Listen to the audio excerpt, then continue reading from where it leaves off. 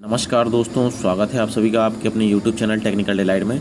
दोस्तों यहाँ पे हम आज बात करेंगे खड़की छावनी परिषद पुणे का जो वैकेंसी आया हुआ है उसके बारे में। ये एक परमानेंट वैकेंसी है। इसमें बात करेंगे किस डिपार्टमेंट में किस किस पोस्ट पे कितनी कितनी सीटें हैं। यहाँ पे देख सकते हैं आप, नोटिफिकेशन है ये 22 जून का और ये खड़की पुणे का है ये, ठीक है। ये वेबसाइट दी गई है इसकी और यहाँ का ईमेल दिया गया है। Application prescribe form invite eligible candidate for direct recruitment on the post of assistant engineer की पोस्ट है, जूनियर इंजीनियर की पोस्ट है, ड्राफ्टमैन की पोस्ट है, इलेक्ट्रीशियन की पोस्ट है एंड स्टाफ नर्स की पोस्ट है। तो ये पोस्टें यहाँ पे दी गई हैं। इसके बारे में देखते हैं क्या क्या एलिजिबिलिटी क्राइटेरिया है इसका, ठीक है। पहली बात की ये ऑफलाइन फॉर्म है आपका। पहली बात देखिए, application for the post of, यहाँ पे आप डिटेल भरेंगे। At the top of envelope, जो आप लिफाफा लेंगे, जैसे आप इस पर वेबसाइट दी गई है उसका फॉर्म भरेंगे, उसको प्रिंट आउट ले लेंगे, फिर उसके बाद अटैच करना है डॉक्यूमेंट, उसके बारे में यहाँ पे चर्चा करेंगे।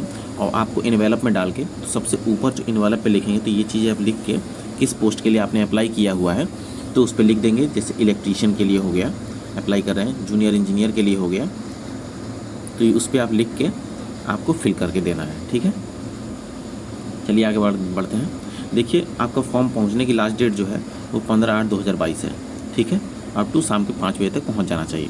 उसके बाद जो कैंडिडेट असम से हैं, मेघालय से हैं, मणिपुर से हैं, अरुणाचल प्रदेश से हैं, मिजोरम से हैं, नागालैंड, त्रिपुरा, सिक्किम, जम्मू कश्मीर, लाहौल, स्पीति डिस्ट्रिक्ट से हैं and Pangi sub division of Chamba district of Himachal Pradesh से हैं, अंडमान निकोबार एंड लक्षद्वीप आइसलैंड से हैं, are 2 week extra time to submit application. Up to उन लोगों को दो वीक का एक्स्ट्रा समय दिया गया है। 29/8 तक वो एप्लीकेशन फॉर्म सबमिट करेंगे, ठीक है।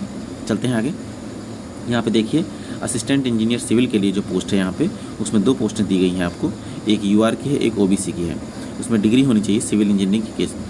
और उसके बाद कैंडिडेट को क्या होना चाहिए, आपको ऑटोकैड के बारे में एडिशनल नॉलेज होनी चाहिए, ठीक है। ये डिज़ायरेबल है, कोई कंपलसरी नहीं है, ठीक है। उसके बाद ये बीटेक होना चाहिए आपका सिविल से। चलते हैं आगे। जूनियर इंजीनियर जो सिविल है उसके लिए डिप्लोमा होना चाहिए सिविल से, उसके बाद बीटेक सिविल से और ऑटोकैड की इन्फॉर्मेशन, ऑटोकैड मतलब क्वालिफाइंग सर्टिफिकेट हो उसके पास, तो ये डिज़ायरेबल है। ना भी हो तो काम चलेगा, ये कंपलसरी है, ठीक है। इसमें 3 पोस्टें हैं, 2 यूआर की, एक ओबीसी की है। चलते हैं आगे। उसके बाद देखिए, ड्राफ्टमैन आईटीआई होना चाहिए। ड्राफ्टमैन आईटीआई में 1 पोस्ट है, वो भी जनरल की है। डिप्लोमा कोर्स जीआईएस ऑटोकैड, ये डिज़ायरेबल है, ये कंपलसरी है। उसके बाद इलेक्ट्रीशियन के लिए भी 2 पोस्ट है, एक यूआर की है, एक ओबीसी की है इलेक्ट्रीशियन के लिए। और आईटीआई होना चाहिए, ये कंपलसरी है इसमें, ठीक है। इसमें डिप्लोमा अपर क्वालिफिकेशन को नहीं मांगा गया है, ठीक। स्टाफ नर्स में आप देखिए, बीएससी इन नर्सिंग होना चाहिए। 8 पोस्टें हैं, 2 जनरल की है, 3 ओबीसी की है और 1 एससी एसटी की है, ठीक है। चलते हैं आगे। एज रिलैक्सेशन जो है 15/8/2022 से दिया जाएगा। एससी एसटी के लिए 21 से 35 साल, ओबीसी के लिए 21 से 33 साल, जनरल के लिए 21 से 30 साल, डिपार्टमेंटल किरकी जो है उसके डिपार्टमेंटल जो है किरकी के उनके लिए 40 साल तक का है। 43 साल ओबीसी, 45 साल एससी एसटी का है। एक्स सर्विसमैन के लिए 3 साल का after deduction of military service. उसके बाद ओबीसी, इसमें डिफरेंट एक्स सर्विसमैन के लिए है, ठीक है। एप्लीकेशन फ़ी जो होगी आपकी 300 रुपये होने वाली है। इसमें 300 रुपये का एप्लीकेशन फ़ीस होगा, जो आपको डीडी के थ्रू डिमांड ड्राफ्ट बनवाना पड़ेगा बैंक से। इन द फेवर, किसके फेवर में बनवाना है, chief executive officer cantonment board Kirkee, इसके फेवर में बनवाना है। ये बात आप ध्यान रखिएगा और जल्दी से जल्दी डिमांड ड्राफ्ट बनवा के फॉर्म फिल करके आप इसको सेंड कर दीजिए, क्योंकि टाइम रह नहीं गया है। 15/8 तक आपका एप्लीकेशन फॉर्म किसी भी हालत में पहुंच जाना चाहिए, अदरवाइज आपका एप्लीकेशन फॉर्म रिजेक्ट कर दिया जाएगा, ठीक है। उसके बाद यहाँ पे देखिए, application fee once paid shall not be refunded, refund नहीं किया जाएगा, नॉन रिफंडेबल अमाउंट है, मैंने आपको लौटाया नहीं जाएगा। फोटोकॉपी ऑफ डॉक्यूमेंट जो है इसके साथ क्या क्या लगाना है हमको उसको देख लेना चाहिए। सारे डॉक्यूमेंट्स को आपको सेल्फ अटेस्ट करना है। मार्कशीट ऑफ एसेंशियल क्वालिफिकेशन, यानी जैसे आईटीआई हो गया आपका, बीटेक हो गया तो बीटेक, डिप्लोमा हो गया तो डिप्लोमा, जो कुछ भी है आपको लगा देना है। Skill of living certificate for the proof of date of birth लगाना है, जैसे टीसी कटता है ना उसका प्रूफ हो अगर आपके पास तो वो लगा दीजिए। उसके बाद 2 self addressed envelope duly filled with 30 रुपये पोस्टल स्टैम्प। सेल्फ एड्रेस्ड मैंने कहने का मतलब ये है कि 2 लिफाफे होने चाहिए, एक और 2, जैसे एक बड़ा लिफाफा लेंगे इसमें आप सारे डॉक्यूमेंट लगाएंगे, उसके साथ 2 लिफाफा और लगाइएगा। 2 लिफाफा इसलिए कि वो एडमिट कार्ड भेजेंगे और फिर आपको एक जॉइनिंग लेटर भेजेंगे, उन दोनों के लिए आपको लिफाफा यहाँ पे फिल करना है। तो उस पर 30 रुपये का पोस्टल स्टैम्प लेके चिपका दीजिएगा और उस पर अपना एड्रेस फिल कर दीजिएगा, अच्छे से लिख दीजिएगा अपना एड्रेस, ठीक है। वो हो गया। उसके बाद 3 latest passport size photograph duly attested by self on a back side, खुद से बैक साइड पे फ़ोटो पे साइन करके 3 फ़ोटो लगा के 3 फ़ोटो पे बैक साइड में साइन कर दीजिएगा और उसको डाल दीजिएगा उसमें, ठीक है। In case ex serviceman discharge of certificate, ex serviceman के लिए उनकी जो कॉपी होती है वो कॉपी लगानी है उनको, पेंशन वगैरह का। इन केस ऑफ विडो वगैरह हैं जो भी, तो उनको डॉक्यूमेंट ऑफ प्रूफ सबमिट करना है। एक्सपीरियंस सर्टिफिकेट अगर है तो वो सबमिट करना है। Photo copy of caste certificate duly self attested वो सबमिट करना है। उसके बाद नॉन क्रीमी लेयर का ओबीसी सर्टिफिकेट और eligibility certificate for the EWS certificate, ये चीज़ें आप लोग को लगा के फिर फिल कर सेल्फ अटेस्ट करके भेजनी है। एडमिट कार्ड और ये सब लेटर जो है application will B scrutinised and admit card only for the eligible candidate would be send by post. जो भी एलिजिबल कैंडिडेट होंगे शॉर्टलिस्ट किया जाएगा, उसके बाद उनको सेंड कर दिया जाएगा, ठीक है। चलते हैं आगे।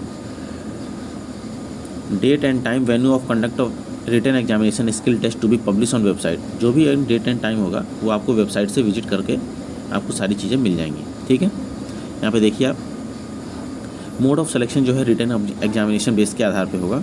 यहाँ पे आप इस क्लियरली लिखा गया है, ठीक है। Merit of written test only, ठीक है। सारी चीज़ों का यही है। असिस्टेंट इंजीनियर का भी है, जूनियर इंजीनियर का भी है, उसके बाद ड्राफ्टमैन का भी है, इलेक्ट्रीशियन का भी है, स्टाफ नर्स का भी है।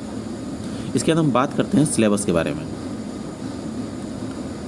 देखिए यहाँ पे क्या है, 1/3 निगेटिव मार्किंग है। There will be 4 alternate answer, 4 option होंगे हर एक क्वेश्चन का। For each question which a wrong answer has been given by candidate 1/3 यानी 1/3 आपकी निगेटिव मार्किंग होने वाली है, जैसे कि रेलवे में होती है, एनटीपीसी और ग्रुप डी में भी 1/3 निगेटिव मार्किंग है, ठीक है।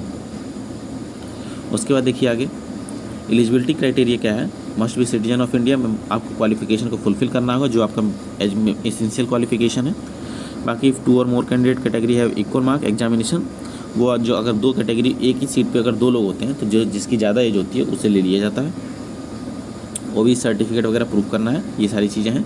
सिलेबस के बारे में बात करते हैं। 120 क्वेश्चन होंगे टोटल आपके, देखिए यहाँ पे 120 क्वेश्चन होंगे, 120 मिनट का टाइम यानी 2 घंटे का समय होगा, ठीक है। 120 क्वेश्चन 2 घंटे का टाइम हो गया। सिलेबस में है असिस्टेंट इंजीनियर में जनरल इंटेलिजेंस एंड रीजनिंग है, जनरल अवेयरनेस है, न्यूमेरिकल एप्टीट्यूड है, इंग्लिश कंप्रीहेंशन है, सिविल इंजीनियरिंग ब्रांच से रिलेटेड है, 120 क्वेश्चन हो गए, ठीक है। चलते हैं आगे। इसी तरह जूनियर इंजीनियर में देखिए जनरल इंटेलिजेंस है, जनरल अवेयरनेस है, न्यूमेरिकल एप्टीट्यूड है, इंग्लिश कंप्रीहेंशन है, सिविल इंजीनियरिंग भी 120 क्वेश्चन हो गए। उसके बाद इलेक्ट्रीशियन में देखिए रीजनिंग वगैरह हो गया आपका, जनरल अवेयरनेस हो गया, न्यूमेरिकल एप्टीट्यूड हो गया, इंग्लिश कंप्रीहेंशन हो गया। अब based on ITI syllabus trade का आपसे पूछेगा, वो 120 क्वेश्चन पूछेगा, टोटल 120 मिनट हो गए आपके। चलते हैं आगे। ड्राफ्टमैन अब में ITI जो कैंडिडेट है उनके लिए सिलेबस पे हो गया, सेम चीज़ है। बाकी ये नॉन टेक का पोर्शन आपका ब्रांच से पूछेगा। उसके बाद स्टाफ नर्स में क्या है, सेम चीज़ें हैं और स्टाफ नर्स से रिलेटेड क्वेश्चन पूछेगा। उसके बाद इन लोगों को स्किल टेस्ट होगा, जो नर्स वगैरह की लड़कियां हैं उनके लिए 1:3 में बुलाया जाएगा। ये क्वालिफाइंग इन नेचर है, ठीक है। फिर उसके बाद मेरिट के आधार पर ले लिया जाएगा। इस सिलेबस ऑफ एग्जामिनेशन के बारे में आप देख सकते हैं। इन जनरल रीजनिंग में क्या पूछेगा, वर्बल एंड नॉर्मल दोनों रीजनिंग पूछेगा। अवेयरनेस में history, culture, geography, economic science, general polity, Indian constitution, current affair, ETC ये सब पूछेगा। न्यूमेरिकल एप्टीट्यूड में arithmetic concept and their use, finding solution of real life problem. English comprehension में पूछेगा ability to understand correct English, basic comprehension and writing ability. अब based on respective syllabus के according आपका जो ITI में पूछता है वो होगा, ठीक है। उसके बाद देखिए जनरल इन्फॉर्मेशन है ये। चलते हैं आगे। किसी भी प्रकार का TAD आपको एग्जामिनेशन देने आएंगे तो उस तरीके से कोई कुछ भी नहीं दिया जाएगा, ठीक है। उसके बाद देखिए, ये देखिए application through email will not be entered, application will be send through post के थ्रू आपको सेंड करना है। और जितना जल्दी हो उतना आप जल्दी फॉर्म फिल करके सेंड कर दीजिए, तभी आपका फॉर्म जल्दी पहुंच पाएगा।